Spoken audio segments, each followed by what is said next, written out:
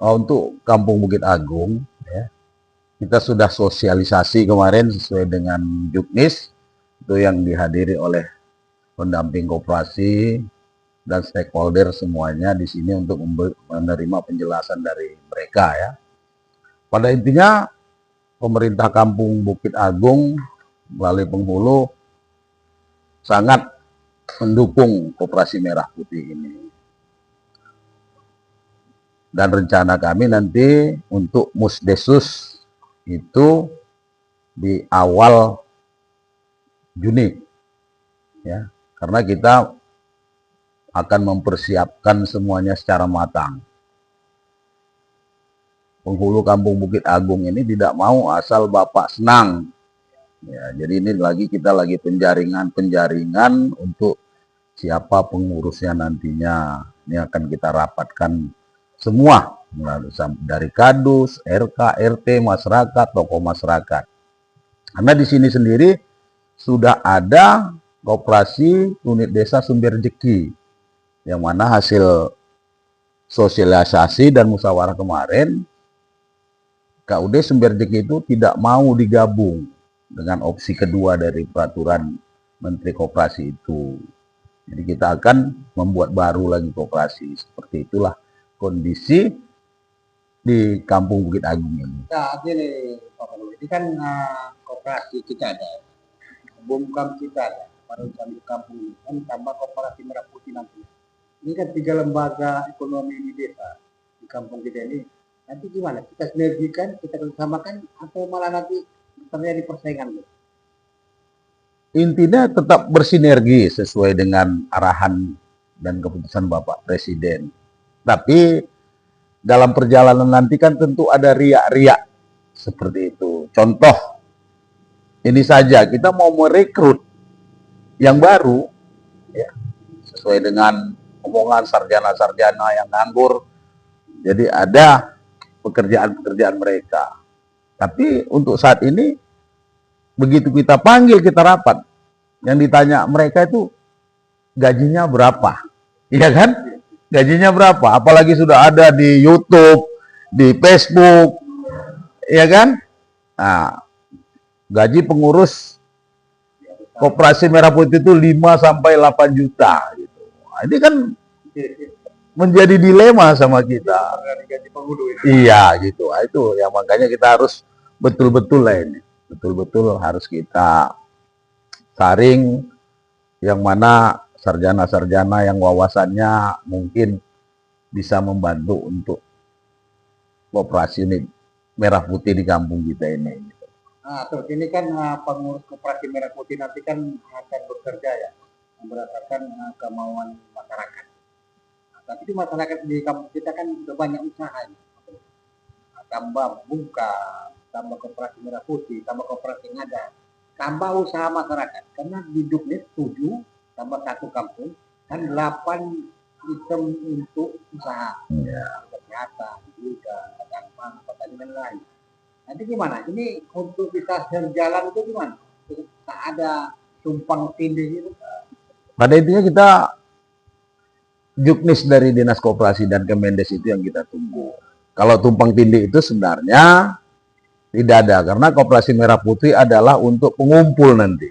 Contoh, warga kita yang sudah berjualan sembako, yang selama ini mereka kan ambilnya dari Pekanbaru, pakai apa namanya itu. Nah, kalau kita nanti, kalau Koperasi Merah Putih ini kan sebagai distributornya kita nanti.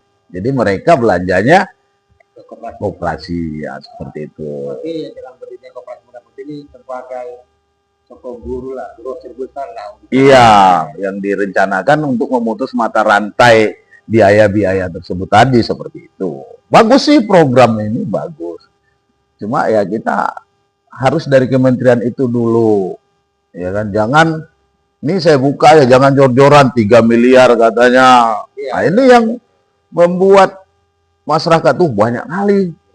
Tapi begitu ditanya gaji nanti berapa, ya kan? Belum, kita nggak bisa ngomong.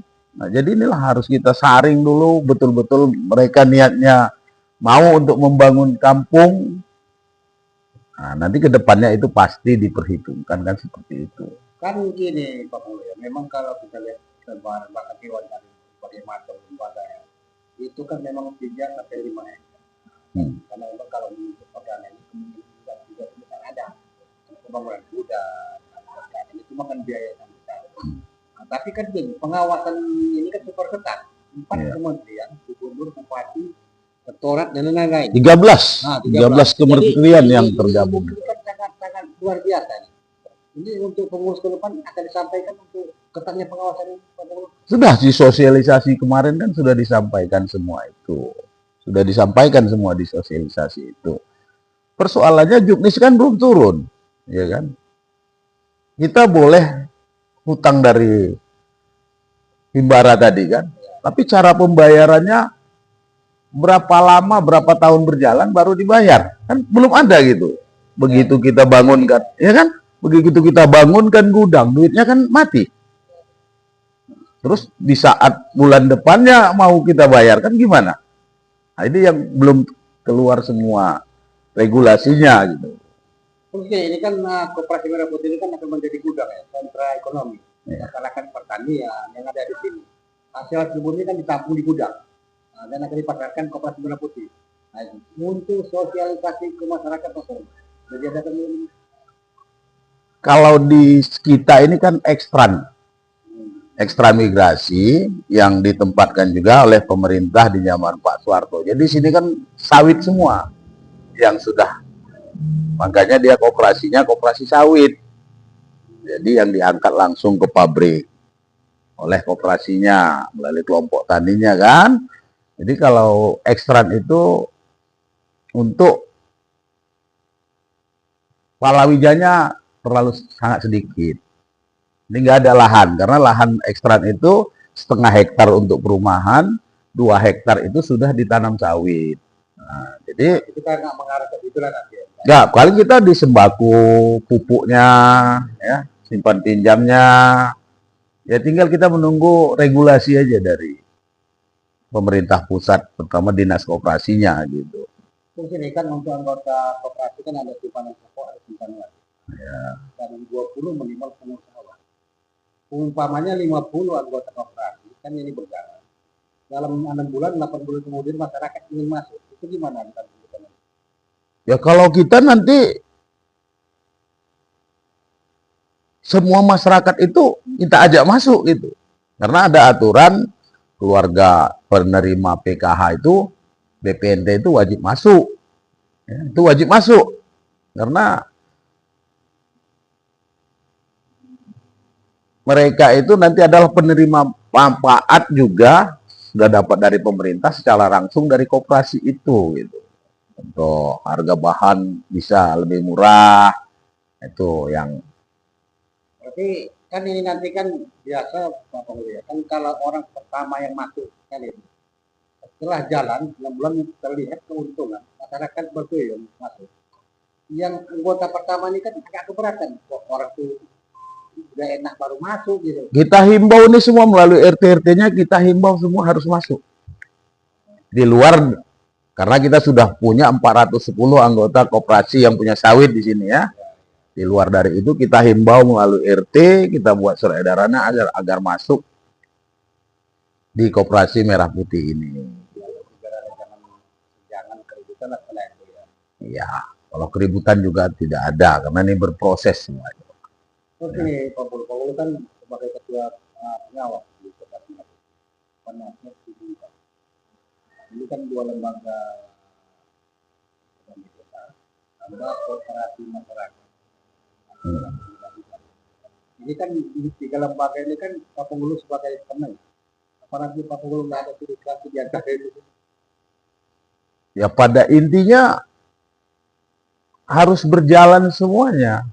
Karena yang sesuai dengan arahan itu, Koperasi Merah Putih ini nanti sebagai induknya. Ya, sebagai induknya. Nah, contoh nanti Bumkam itu bisa minjamnya ke koperasi gitu ya. Bisa minjamnya ke koperasi gitu. Tapi Pak Pengurus nggak ada lah, umpamanya harus ke Bumkam terus atau ke Koperasi Merah Putih terus nggak ada. Tetap di tengah. Tetap di tengah karena kita memang sama-sama di situ sebagai pelindung dan penasehatnya gitu kan. Tapi harus ada bedanya. Kalau Bumkam itu kan contoh koperasi kita yang Sumberjik ini kan hanya jasa, ya kan? Hanya jasa, mereka tidak bisa menyediakan pupuk, ya kan? Tidak bisa menyediakan itu pupuk dan lain-lain karena dia hanya jasa di situ. Jasa penjualan TBS ini ya. Itu yang harus nanti ke depan itu harus kita buka unit-unitnya. Tapi dalam hal itu kan kita memang harus betul-betul menyaring dulu. Sarjana ekonomi yang sudah punya wawasan. Kalau pengalaman itu nanti. Wawasan dia untuk maju aja mengembangkan itu. Itu yang lagi kita ini. Gitu. Makanya 1 minggu ini saya bawa-bawa ini aja keliling, melihat potensi-potensi anak-anak. Jadi saya itu intinya kita tidak mau asal Bapak senang, target harus terbentuk ini, mau ngikut aja kita bentuk. Nah, itu saya di sini mungkin Agung ini nggak seperti itu. Gitu. Terus harapan Pak Pengulo ke depan gimana? Ya harapannya sesuai dengan semua stakeholder, terutama Kementerian dan Bapak Presiden. Ya memang koperasi ini adalah soko guru. Ya. Soko guru untuk ekonomi Indonesia. Ya ini harus kita dukung, harapannya itu tadi. Kita harus mempersiapkan juga sumber daya manusia aja tadi. Karena kita tidak mau itu asal Bapak senang target. Contoh koperasi, dinas koperasi targetnya harus selesai nih. Kita paksakan selesai. Nah, begitu ini kita notariskan semua tidak berjalan. Kan? Ya siap.